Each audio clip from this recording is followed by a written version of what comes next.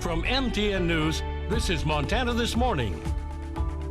How Montana manages its wolf population, FWP drafting a plan, and public comment can have. We have the details next. And paying a visit to the roots of American music. Coming up at 6:38, we're going to take a trip to Mississippi. Yeah, the roots of American music there. Fantastic. Looking forward to that. 6:30 on this Friday Yay. of Montana This Morning. It's time, people, but it's snowing. It's springtime, but it's snowing a little bit outside. Still coming on down. It's a little early for April Fools. Yeah. Just saying. Yeah. We are all week long. We've had a week of April Fool. Off and on snow showers this morning. Expect the morning snow to stick around, but the afternoon absolutely gorgeous. Back into the mid-30s. That's still well below the average for this point in the year. I think that we're used to that. Look for slick roads in Butte as you're starting the morning. We've had a mixture of snow and fog in parts of the area. Visibility has been an issue. Watch Bozeman Pass as well. Some snow up there, as well as some fog and slick conditions. Our temperatures expected to be into the mid-30s today. Tomorrow, it is going to warm up, but when it warms up, Chet, what happens? It's going to rain. Or the wind blows. Both. A little bit of both. Yeah. I'm going to talk about that out on the weather patio coming up here in a little over 10 minutes. All right, looking forward to it, Matt. 6:32. Montana Fish, Wildlife and Parks has taken public feedback on the new development of the new gray wolf management plan. FWP is preparing an environmental impact statement that will help guide the proposed new plan. The current plan and environmental impact statement have been in place since 2003. State wildlife managers say the new wolf plan will update wolf-related research, clearly describe new wolf management tools used by FWP, and increase the flexibility to allow FWP to use new data and management tools as they become available. There will be 2 virtual public meetings, April 4th at 6 p.m., the second one April 11th, again at 6 p.m. Comments can also be submitted by email. Public comments are due by April 22nd. We have all that information available on our website.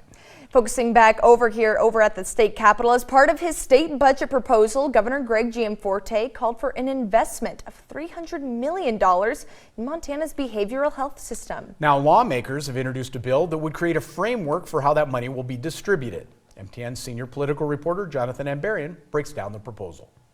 At a House committee hearing on Wednesday morning, lawmakers and state leaders said they have a unique opportunity to invest in behavioral health in Montana, and it's time to take it. We are here because we are fortunate to have a large surplus, and we will be able to solve problems. I look at this bill as an opportunity to do great things. Representative Bob Keenan, a Republican from Big Fork, is sponsoring House Bill 872, which leaders say would support a behavioral health system for future generations. It would set aside $225 million to be invested over coming years in state and community-based programs for people with behavioral health needs or developmental disabilities. It would establish a commission with members appointed by the legislature and the governor to recommend how that money should be used. To be on this committee is going to take a lot of time and a lot of work.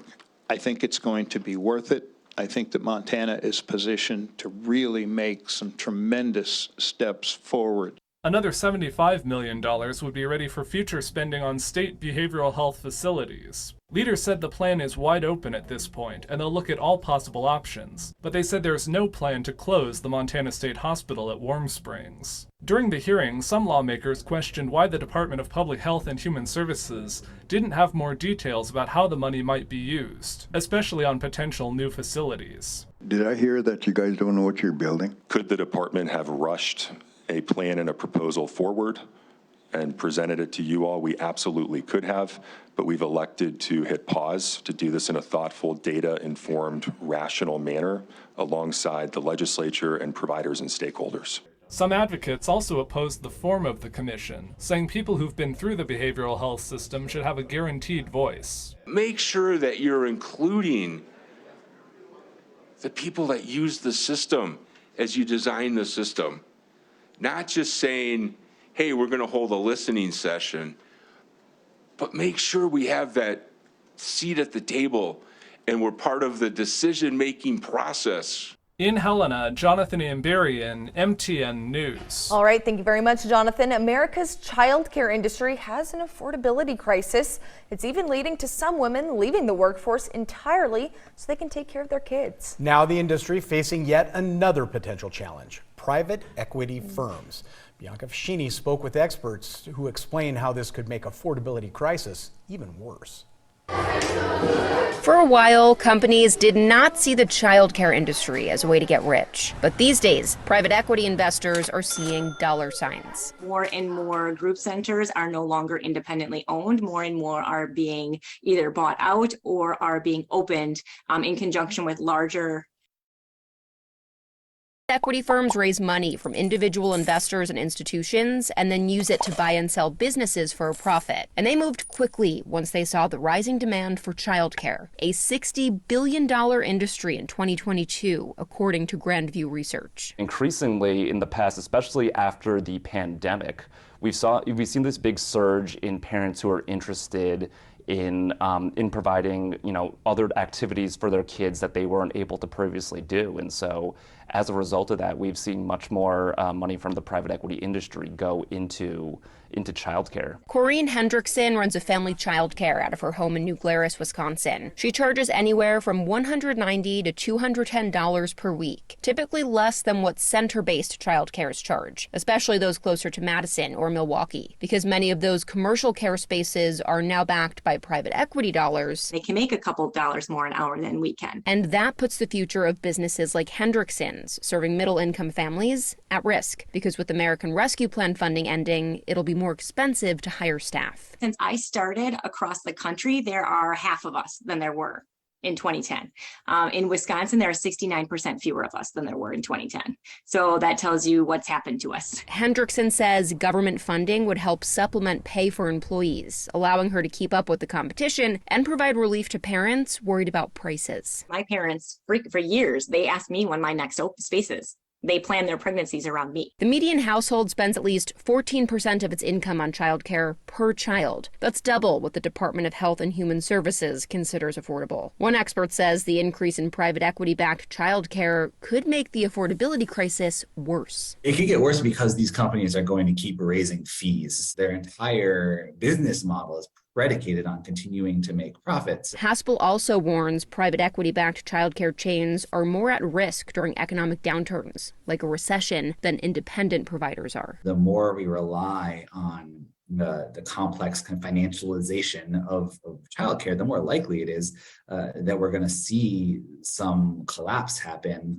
that's going to leave a whole lot of families in a really, really bad situation. Some of the biggest firms invested in the industry, including Rourke Capital, Sycamore Partners, and Glencoe Capital, did not respond to requests for comment from Scripps News about their investments in childcare. These are privately owned businesses and people will want to get into these businesses. How do you do so in a way that encourages those who are genuinely interested in investing in this industry from doing so, while making sure that you don't have, let's call it, more of a of a more challenging or more even, predatory type of model coming into place here? Bianca Fashini, Scripps News, Washington. An issue we'll continue to follow here on Montana This Morning. 6:39. When you think about the history of American music, does Mississippi come to mind? Many people have said no, and that's just one reason Jessie Cohen traveled to Jackson. Yeah, she's there to show us how their roots to blues and other genres are being highlighted to do what the people there said needs to happen: give credit where credit is due. Regardless of what kind of music you like to listen to, it seems there are always roots that tie back to Mississippi, and now the music industry here is trying to reclaim their music history.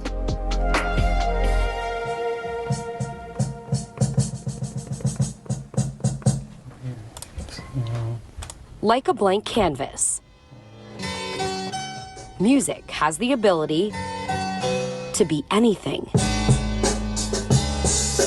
I don't know that it's special when something stops me in my tracks and I'm like, wait, what was that? Let's go. Well, we ready, Daniel.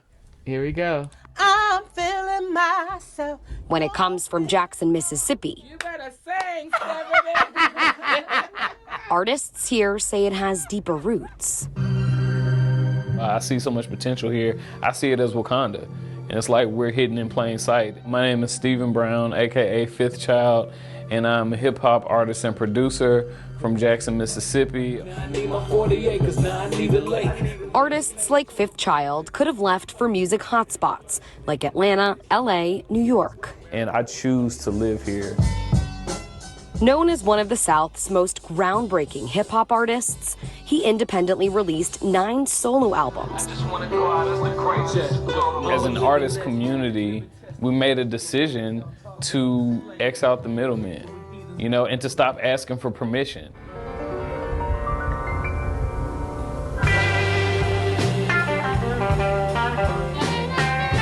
Mississippi is taking back its identity, he says, pushing the rest of the country to pay homage to its music history.